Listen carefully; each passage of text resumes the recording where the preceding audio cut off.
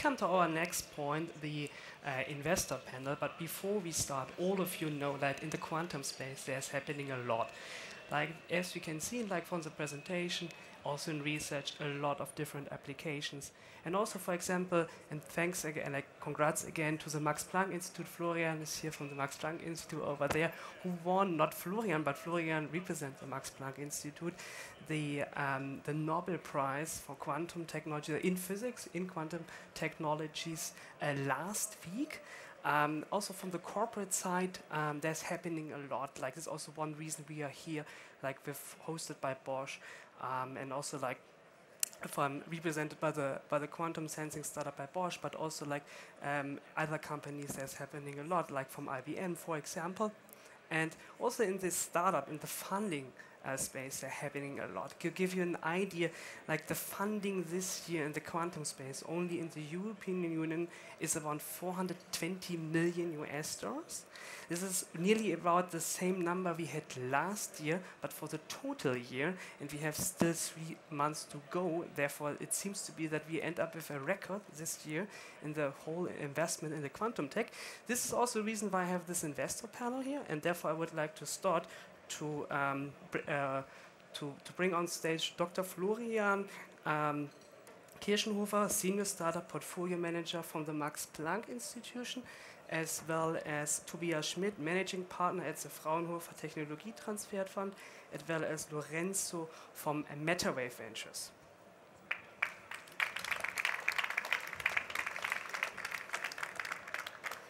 My first question goes to all of you. I would like to know how does the current market look like, or from an investor perspective. Which startups do we see in the landscape of quantum technologies, and what are also the applications you see today in practice? Yes, so from my side, and I'm working not really in VC, we are doing the technology transfer from Max Planck, and we also work with the startups of Max Planck Society, and I think it's really exciting times, to be honest, because there are different approaches in the market. We don't know yet which one will be successful and will take the race, and so I think it's quite important that we have many startups from many different institutions with many different approaches in many different fields. Because we don't know yet which will be the successful one, so we have to bet on all sides of it. And I think that's the situation where we are in at the moment. And if we go back 1 or 2 years before, there were many people who, also from the research fields and even physics, who are very deep into the scientific area, who said that we will have some kind of quantum winter, that this is a hype, this is a bubble, the bubble will burst soon, no one will invest anymore. But what we see at the moment is that we have many investment in that field. That's really great. US is still very dominant. I just read a paper about that, and we saw there that US, UK, and Canada, together they have more than 50% of the startups. But that's just part of the story. If you calculate the other way around, and they showed the raw data, we saw that also Germany is number 4, France is number 5, and let's assume that UK is still Europe. Europe would count for almost, about 40% or 45%. So I think we are in a good position in Europe, and there's much going on here, and so I'm quite positive for the next steps. Tobias, how do you see it? Yeah, actually, well, I do not have too much to add to Florian's statements. So for the moment, for the time being, I don't see really 2 to 3 key applications which are already in the market with quantum sensing or quantum computing in general. But yes, there's a lot of movement taking place. We have so many different research organizations and also institutes at Fraunhofer which are working on quantum sensing, quantum computers. But there's a lot of different challenges still to solve. And we also can identify from the market point of view by investing in startups that there are more and more investors coming up which are focusing only on quantum technologies, which is a good sign. But it's still challenging because the way from the innovation to the market has made, let's say, two major challenges we heard before already. Is first we have to solve the technology issue, and then we have to find the right application in the market. Yes, I do agree. I think the landscape is very rich with companies and startups. I think there are a lot of applications already, which has brought a lot of interest from venture capital into the field. The landscape is so rich that you have applications in 20 years, which maybe not fit all VC's investment focus, but many other applications are very, very close to commercialization and very, very close to application. And I think this is great, to see a spectrum of development stages of companies. We, as a VC fund manager that has constraints clearly on the timeline of our investments, have, for example, invested in 3 companies in the quantum space. 2 of them are here, and they're showcasing their products. And to give you a sense, one is doing software simulations for solid-state physics, and they're working together with a pharma company to actually predict the molecular spectra and identify whether say the result of their lab is in line with the expectations. So I think this is very much into the real world. The other one is called Envision, and was awarded with the prize also today, which makes us very proud to be supporting such a company. And again, I think it's a real life application. They managed to develop a spin battery that effectively transfers polarization into sugar that is at the core of metabolic processes in cancers. And so they're able to shorten the detection time of the effectiveness of treatments from months to days. So I think if we look at the broader spectrum of quantum technologies, there are a lot of applications now and a lot of investment cases for venture capital. Yes, thanks. Yeah, Lorenzo, since you have also some portfolio startups here, maybe you have also some ideas about how you manage or assess the risks. Because as an investor, we don't like risks. But with quantum technologies, we have to deal with risks, with higher risks than I would say, like in a normal software investment. But maybe this is also not true. How do you do this with your portfolio companies? Yeah, so there is no fundamental difference in how we assess quantum technology startups from software as a service startup. This is clearly a bit too much. I'm aware. But what I want to express is the fact that the criteria for investment of, for example, a fund like ours are the same irrespective of the specific technology that you're looking at. So we keep looking for strong teams, strong technologies, differentiations, IP, ability to scale, ability to grow, ability to see the market and to have some traction at some point. If this employs a quantum technology, we are very happy. Half of us are physicists, and so can only dream about it. But if it doesn't, it's still a good investment case. So personally, I think that we have the same risk tolerance to all investments. But again, there are a lot of quantum investment cases that do fit well in our investment strategy. Mm-hmm. Tobias and Florian, is it the same for you? How do you deal with long development cycles of the startups? For us as a research center, maybe I should mention that usually we are developing things, we are doing research on certain issues, and then we are outlicensing that to startups, and so we also become a shareholder in future financing rounds. We are also investing a little bit of money, so we have a little bit this perspective of investor. I think there are 2 main points. What you said, I think I totally agree. So as an investor here, if you decide if you want to go into it, it is important that you know something about the technology. In the technology, we have a high level of risk here. So it's even more important that we have good research results, which we can build on, so that we have a good base. And yeah, then you need a team, and you need the awareness of the team that they concentrate on the things which they are good in. And for the rest around, they should look for partners. So, for example, here in the quantum field, in many applications, lasers are very, very important, very dominant. They have a very important role in the whole technology. But there are many people who know already lots about it. There are many people who deal with lasers, and we are just specialized in the field. So going to these cooperations with other companies, but also with the research organizations, I think that takes risk, or that can lower your risk. And at the end of the day, you have to look on the risk, but also on the possible reward side. And if you really make the race, then it's quite positive. And also, we do not want to keep shareholders forever.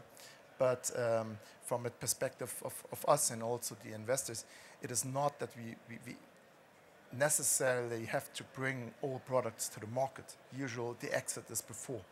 And usually, we can sell also our shares in the companies before. And so maybe the time gap is not that long. How do we deal with long development cycles? I mean, this is a big issue for quantum technologies. What do we look on? We look how is the capital expenditure of the startup. That means how many people are required to bring the technology on the next level. That's one criteria. The other one is, does the startup requires additional lab investments or investment into infrastructure or production machines, and how costly they are, and what's their capacity for sensoring or maybe other applications. That is a critical point we look at, and while doing so, we check also, is the team capable to acquire grants, to get a lot of co-funding to bridge that financing, let's say, challenge, or to close that challenge. Because in many cases, technology development needs additional money or grants to reach the next level. And if the team or if the technology itself is attractive and smart enough to acquire a lot of grant, that reduces the risk from an investor point of view. And other criteria are, what are the milestones to achieve, and in which timeline you can really achieve them, and does money helps only, or it's on other criteria which cannot be managed or reduce the time to market by a higher investment volume. Those are also some criteria we look at by evaluating our potential investments. I mean, we have two investments done in quantum technologies. One is also here in the exhibition. It's a hardware startup, and the other one is a software. I will talk about it later. But in that specific cases, they had a real business case. So where a customer has a challenge and they solve a problem, and we know that the customers are willing to invest in such a solution, even if the price is high. But they know that there is no other way to solve this challenge. Do you see, also a question to all of you, do you see any success cases or strategy to scale and also to commercialize these startups, like from the laboratory to the market? Well, I think what you said is particularly relevant on the ability to actually be open, to the environment. And I think this is a key criterion I would use. We tend to shy away from the team of isolated people that sort of develops this solution until the very end alone, which of course has a high risk. We favor teams and companies that are open to change, to the environment, to get inputs, to course correct, which is always the case or often the case. Being able to incorporate inputs from industry, from corporates, from research, from fellow competitors, investors is key to adapt to the contingencies that you're facing, and to scale and to be profitable or to approach the market. Two thoughts about success factors. One is to think about, is there a chance to get to the market quicker? Saying that Yeah, you have a target to reach a certain product, so to say. But on the way to get there, you might have in between a stage where you can already start to sell a product or a service or a sensor, so to say. That's one thing. The other one is sometimes it's not sufficient to build on a product or to focus on a product. You rather should look on a system to offer a solution, so to say. That means you have to think about not to deliver a component. It's more about to think from a customer's point of view what he needs that the whole thing works on his side to challenge his or to solve his challenge. Yeah, maybe if we look on the issue from another perspective, if we go a little bit away from the startup itself, I think it's also important that we are creating networks, that we are creating a surrounding where these startups can grow. So that's what we are seeing here in Baden-Württemberg at the moment with the Quantum network here, but we're also seeing the Munich Quantum Valley, which was installed so that the people, especially the young entrepreneurs who are at the start of their journey, that they're getting the support which they need, that they can establish a company and they also can grow the company. Yeah. Would you say that there is more support needed, like from a governmental side, from Germany, also from the European side, or are we on a good way, on a good path?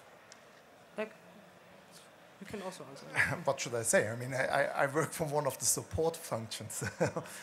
I think we're doing great. We can't do better. No, just kidding. Yes. There is more support needed. I think there is more support in terms of knowledge transfer into the heads about founding companies, about entrepreneurship. And this is not a quantum problem or issue. This is an issue in all fields, that we bring the entrepreneurial ideas a little bit more into the research schools, that these researchers who really work on the edge, we're really doing new things and great things, that they think about starting a company. That's what's often missing, just to have this idea in the back of your brain. I think that would be very helpful. And then if the people get the first idea, we have to support them to create the companies, because that's what we see at Max Planck. They need us to create the companies, to be honest. They need us in the seed phase, maybe also to get a Series A. But after that, to be honest, they don't need me anymore. Then they experience enough. They have great guys like that on the side. So then I'm not that important anymore. Not that much to add. I mean, of course, there are a lot of public money available, different programs, or also initial investments to set up infrastructure laboratories that enables research organizations to research on specific tasks. And it can always be more. I agree on there can always be more. I think, however, public support is important, has played a very important role. Maybe something that can improve. I think this is more of a message for our friends in Brussels, is to further integrate, I think, all the European countries. And I see there is a bit of a rush sometimes among ecosystems to build the strongest. So France has created the largest ecosystem in VC and startups, and then Germany follows up. And I think this is good, some competition is good, but I think if we can play even more as a team, we probably have the largest intellectual capital in the world, a lot of companies to back it up. That's probably my hope for the next 10 years, to see a more united research transfer, technological transfer, VC and innovation ecosystem in Europe. Mm-hmm. Yeah, thank you all for the insights. I would like to end this panel with some sentences from each of you, from all of you. What's next? What's in the next 10 years? Where do you see the most impact? Or where would you say, okay, this technology is on this field, this would completely reshape in 10 years industries, but also maybe societies in quantum technologies, or with the help of quantum technologies? Well, this is the hard question at the end. To predict future is always hard. No, I think that let's say quantum physics itself is a very powerful theoretical tool that we have, and that for sure we have not exploited as much as we have done for other theories, no? And conceptual framings, by simply because it's not young, but it's younger than others, no? But so if we think about how long it took for the other physics theories, no, that we have to actually fully be exploited, it took centuries, no? So I think there is this is really the element that makes me think that once we exploit this wonderful, no, and also radically new theoretical framework, a lot can change. At the same time, having said that, I think that human nature and societies also have a high level of resilience. So I tend to believe that these large tools, no, these powerful tools, will be coupled with a more gradual, let's say, change, no, into the way we do things. And so, whereas we have a few bets, I think there's much more to that. I think there's a lot that can be done by advancing the exploitation of quantum physics, no, into also applications that are here to come in 2, 3, 4 years. And that been coming also in the last 30 years. No? I think we tend to forget that quantum physics is at work, no, for over 100 years. No? And it's not now because we are thinking about quantum computers that is a reality. No? So I tend to favor a more gradual transition into the future by thinking about the bets that can possibly come in the long term. Yes, it's always hard to talk about the future, to be honest, especially if you work for a research organization. But yeah, let's say it's positive. I mean, the good thing about the future is the uncertainty, isn't it? Otherwise, it would be very boring. But I at least hope that in a few years we will see applications who will really mean something. You know, we will really bring impact to the people. And so that's why I still hope that, especially in the field of biology, we will have a very high impact in the field of drug development, because there are so many drug candidates which are not able to go to the market because they are failing in some clinical trials.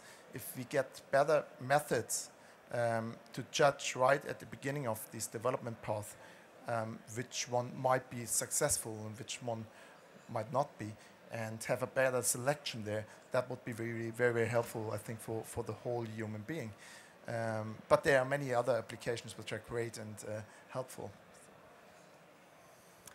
Yeah, I would try to put it in another way, somehow to say, if you compare quantum computing or quantum technologies with the internet, when the internet or the World Wide Web was born, the technology at that time was a revolution, but nobody knew at that time, or not that fast, what the impact will be to all of us. And I would say, at that time when the internet was born, everybody a few years later realized, okay, what are the opportunities, the business models and communication. But it took a long period until all that was in place. So it was the idea, the invention was a revolution, but it was an evolution in terms of going one application, one solution, one technology, one solution after the other. And I think that will be the same for quantum technologies. Thank you very much for your interesting insights. This also directly brings us to the next agenda point, since now we have heard about the investor perspective. Now the next step is for sure to hear about the startups.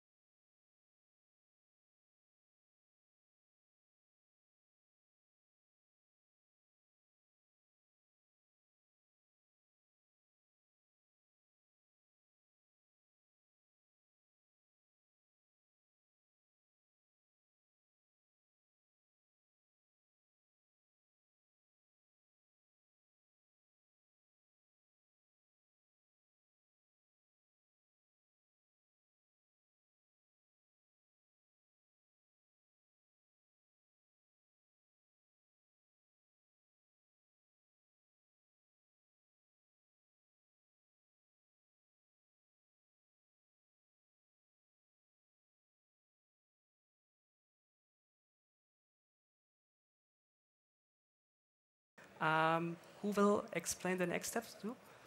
Perfect. Thank you very much. Thank you, Tim. Thank you, all of you. Thanks to all of the participants of the meetup today, the quantum sensing meetup of Startup Autobahn, all the panelists, all the keynote speakers for your valuable insights and for coming here from all over the world only for this event here. Really appreciate it. And yeah, looking at the agenda right over here, it was a long day and we are almost finished, just 2-3 more things. For all of you who have a badge which looks like this one, you are of course welcome to our dedicated networking party, dinner party, which is right outside of this hall in about 1 hour. Next thing is that all of you who want to be participating or who want to participate tomorrow at the trade fair, quantum sensing trade fair as well, please come to us. You get a ticket which looks like this for tomorrow as well. And then we will have a networking session in the morning here and also a roundtable, VC roundtable in the afternoon, which is led by those two beautiful women over there. And with that said, thank you so much. There will be a keynote from our Prime Minister of Baden-Württemberg, Winfried Kretschmann, in a bit over there at the main stage in this hall. And with that said, thank you everybody for participating. Thank you and good evening.